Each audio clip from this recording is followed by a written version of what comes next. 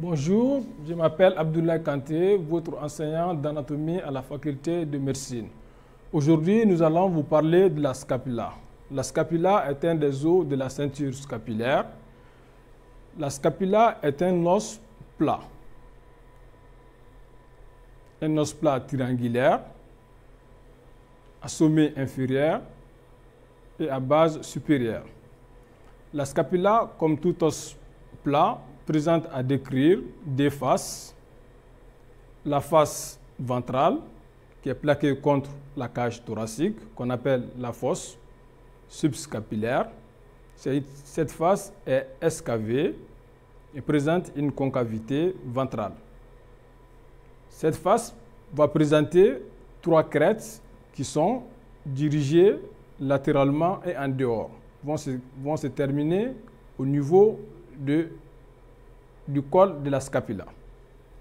La face dorsale, cette face dorsale est divisée en deux fosses par un processus qu'on appelle l'épine de la scapula. Donc l'épine de la scapula va diviser la face postérieure de la scapula en deux fosses. La fosse qui est située en bas de l'épine s'appelle la fosse infrascapulaire et la fosse qui est située au-dessus est la fosse suprascapulaire. Donc ces trois fosses qui se trouvent au niveau de la scapula, la fosse antérieure, la fosse subscapulaire et les deux fosses dorsales séparées par l'épine de la scapula vont permettre des insertions musculaires que nous allons vous détailler dans les cours de myologie. En plus de ces deux faces, la scapula présente à décrire trois bords. Nous avons le bord spinal, encore appelé le bord médial, puisque c'est ce bord qui est plus proche de la ligne qui passe par le processus épiné, le plan de symétrie du corps. Et nous avons ici le bord latéral.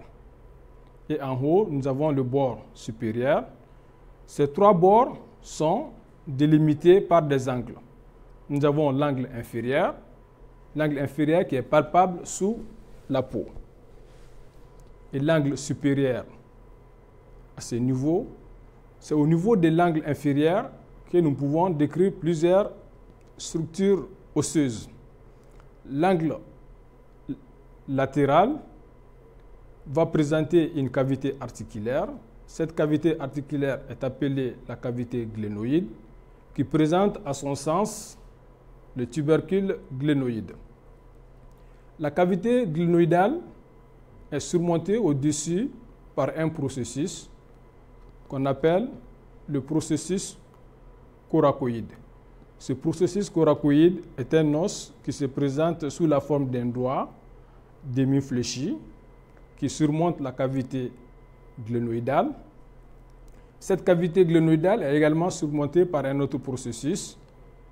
Ce processus est l'acronium. L'acronium qui est le prolongement de l'épine de la scapula en dehors. Ces deux processus qui surmontent la cavité glénoïdale réalisent ce qu'on appelle la voûte acromioclaviculaire. Et cette cavité glénoïdale va permettre l'articulation de la scapula avec la tête humérale. Au niveau du bord supérieur, nous avons une incisure qui sépare le processus coracoïde du reste de ce bord supérieur.